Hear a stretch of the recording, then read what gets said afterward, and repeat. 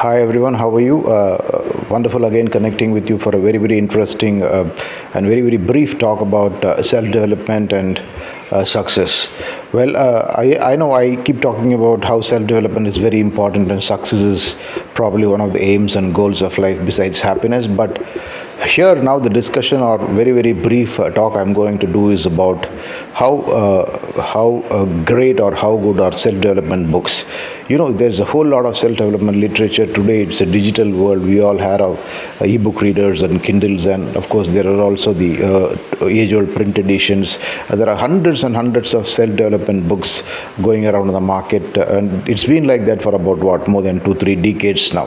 And in every generation or every decade, there's a new author who comes and takes the world by storm, and a whole lot of people like you and me are fascinated about the self-development literature.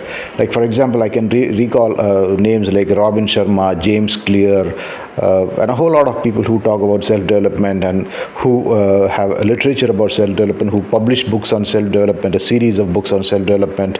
And of course, for them, it is a huge business. But for us readers, it is a fascinating insight into how we can change ourselves or transform ourselves into better persons by reading those books. And probably we imagine that we can follow what is mentioned book with ease and transform our lives. We all think that such books are instant pills for happiness, instant pills for success, and instant pills for magic to happen in our life. Nothing wrong, because that's human tendency. We all are looking for magic pills all through our lives. But if you ask me, as someone who has probably spent years and years of my early life reading such books and probably even trying and authoring some books, how good are these self-development books in terms of the impact which they make on us? That is the question I'm asking, and honestly, if I have to give you an answer, the impact such books make on you is very, very limited. I know it must be very discouraging for someone like you and me to understand this, but the fact remains that a lot of times these are just instant pills or inspirations. I would say they are equal to painkillers. We probably undergo rough patches in life, and in these rough patches of life, we're looking for some inspiration. On a bad day, we're looking for some vitamin to make us happy or to kind of make us feel better. I think these books will serve this limited purpose. There's no doubt about it. I'm sorry, but the whole point is: will these books really bring in transformation in our lives? Will these books be sufficient to bring magic into our lives? I'm really doubtful. Why? Because I'll tell you why. Because there is a tendency to keep reading such books and just imagine that by just reading books for years together, things are going to change. No, problem is in life, a lot of action is required. And another big lesson which I have learned through years and years of enterprise and hard work and probably undergoing the ups and downs of life is that you have to face difficulties in life. Life is not a bed of roses. You might want, most of these books portray that life is a bed of roses if you have the right mindset. That's all fine. But the harsh realities of life is there are ups and downs. If there is a peak, there is a big valley, and if there is a valley, there is a peak again. And it is all in our wisdom and ability to adapt to such situations and really adapt in our own unique journey of life so that we can live life in our own terms. And all said and done, such books are written in a very, very ideal situation. And a lot of these books, although they are in the non-fiction category, they are actually fictions.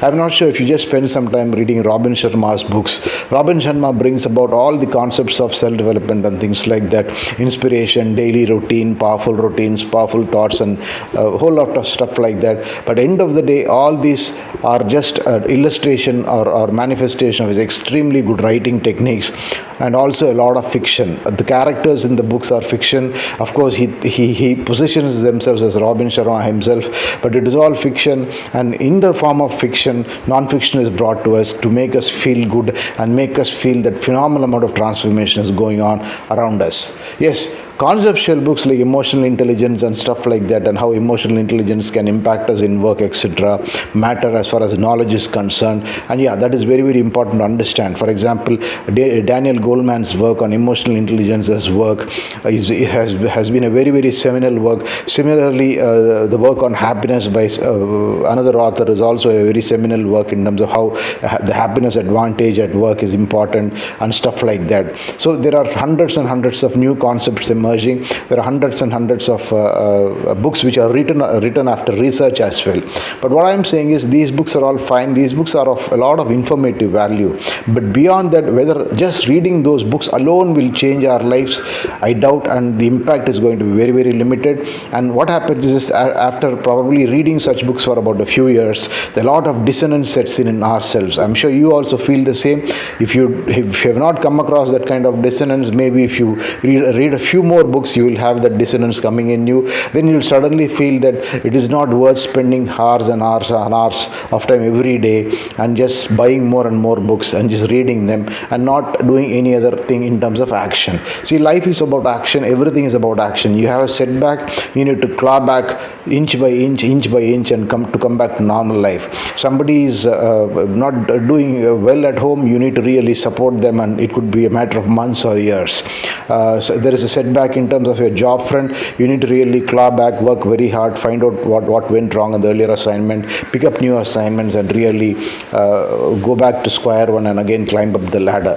In all these things, no book is going to help us. Success books and success journals and success books like that are really not going to come and rescue us from these troubles which we have. But unfortunately, our intention in reading these books, or at least the subconscious mind or subconscious intent in reading these books, is to feel that they are a magic wand, and this magic wand is going to do immense good to our lives and bring transformation. That is never going to happen. And believe me, if any of us think that is going to happen, it is a huge disappointment. Yes, again, I reiterate the fact, or I probably put it as a disclaimer. I myself, as an author, I have written books on how to handle the pink slip. I have written books on happiness and stuff like that. But if you ask me whether those books alone will suffice in terms of whether you can handle a pink slip and things like that, or become happy, no, they won't be sufficient. They are probably baselines, or they probably are of informative value, and they probably can give you a little inspiration and push required. But beyond that little amount of nudge and push,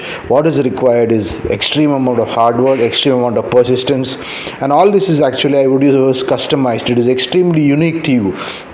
What is happening in life to you, as your experience in life, is very, very unique to you. No one else is undergoing that problem. No one else is undergoing that challenge. In that sense, you have to work out your own solutions. You probably have your friends or networking and those circle. You have your support ecosystem. Using that ecosystem, you need to emerge stronger and find out your own way out of it. And that is the only way in terms of a solution. There is no other solution, and there is no solution available in these self-development books. Believe me, I might be exaggerating, or I may be even sounding rude, but the fact remains that the self-development books or success-oriented books are very, very overrated. They are just a sales gimmick.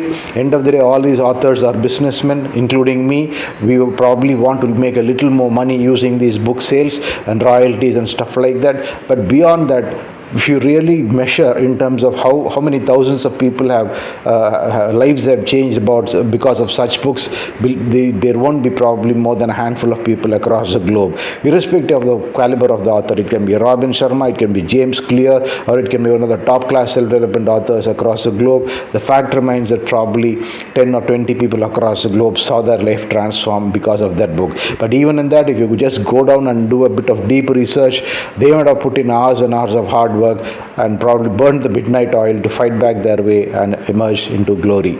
So believe me, you find out your own way to emerge into glory. Of course, it's a unique journey, as I say. You've got your own ways.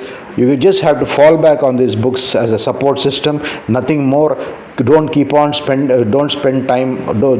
hours and hours of time just reading these books and feeling that the wonders are going to happen one fine morning. They won't. You will be disappointed. That is my humble submission to you. I'm sure you find it useful. Success development, self-development books are overrated. Real experience is grossly underrated, and your own unique life experiences are very, very underrated. Go by your own gut. Go by your own experiences. Go by your own life learnings. You will become a very, very successful person in your own terms, and you probably be very, very happy in your own terms. I'm sure you found this very, very brief talk useful. I'm sure there's a lot of people who are going to disagree with me. They might even rubbish me, saying that this guy is a joke. He's saying that self-development books are not very useful and things like that.